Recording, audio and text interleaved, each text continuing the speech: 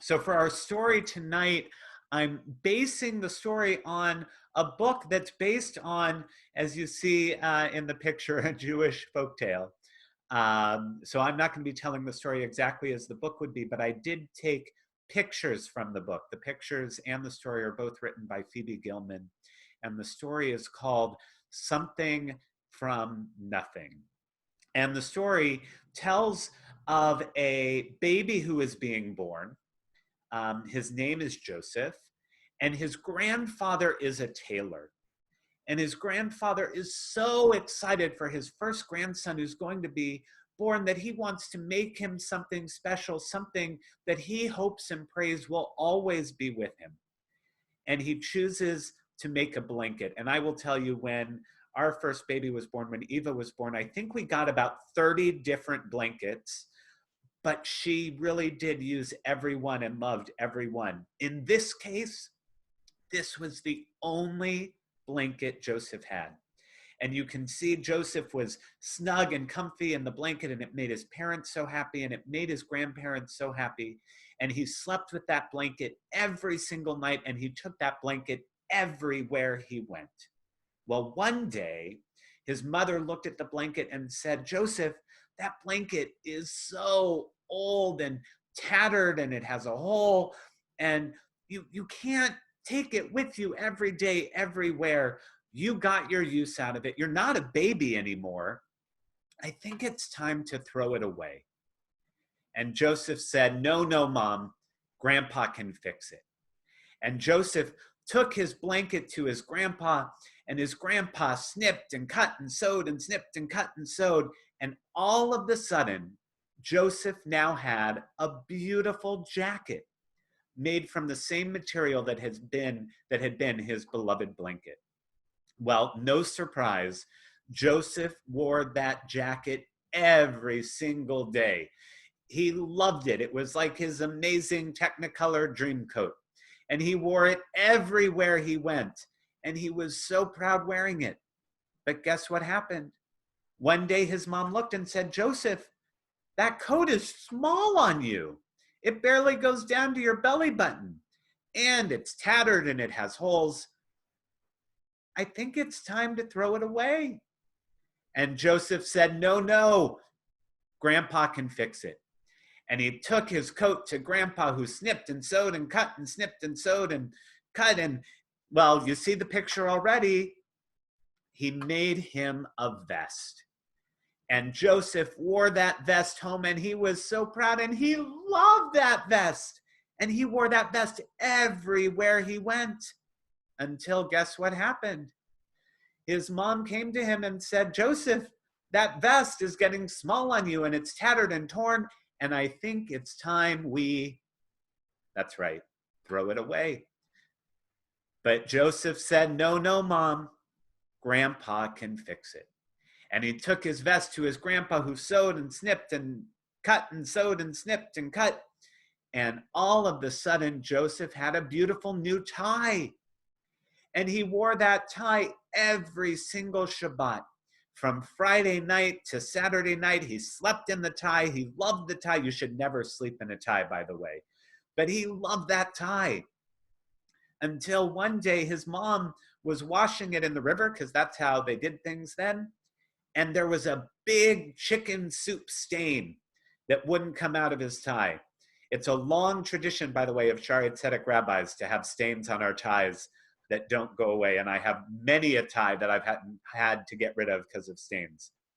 But when Joseph's mom said, "Joseph, I think it's time to throw this tie away," Joseph said, "No, no, Mom, Grandpa can fix it."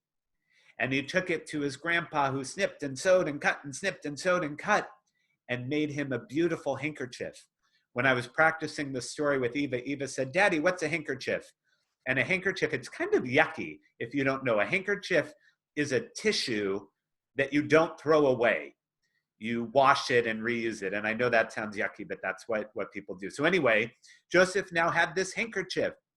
And he had it with him every day. And the handkerchief actually lasted the least amount of time of everything he had, because it got yucky quickly, even though his mom washed it.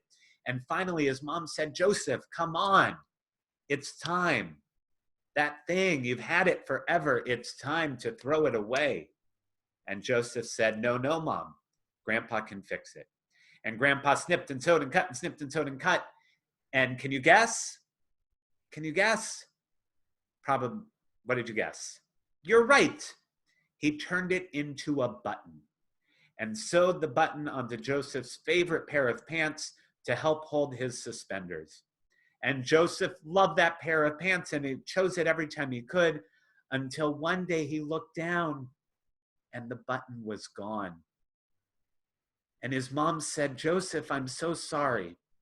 Grandpa can't fix this one.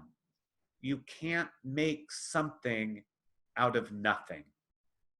Well, Joseph he told his grandpa. His grandpa was obviously devastated, you can see from the picture.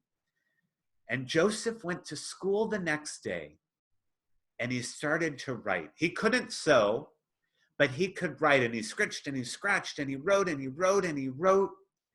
And he went home that day so proud as he showed his family that he had written a beautiful story telling about the blanket that became a jacket, that became a vest, that became a tie, that became a handkerchief, that became a button, that became a beautiful memory that taught him not only of how much he loved his grandpa and how much his grandpa loved him, but about how he had grown over those years and how he had changed and how he had become someone new, with this beautiful memento following him throughout.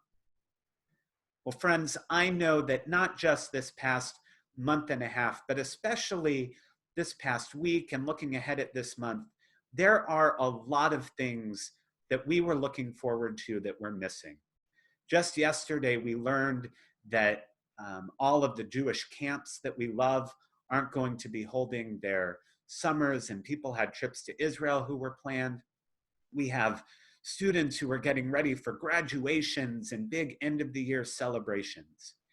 And as we know that those either aren't going to be happening or aren't going to be happening the way we thought they would, it would be very easy, and we're right, to be sad about what isn't there. We're okay to be sad that we can't do these things. We know why. We know that we're helping the world by not doing those things.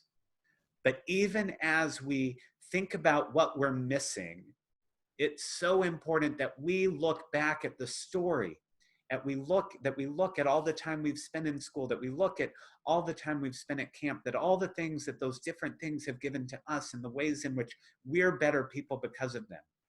And this summer, as we spend a little more time with our families, and as we come up with new creative ways to let out our energy, we think about how that story sits in each of our hearts and makes each of us a better person. We might not be able to make something out of nothing, but we can take that piece that's missing and we can definitely make it something that makes our lives better.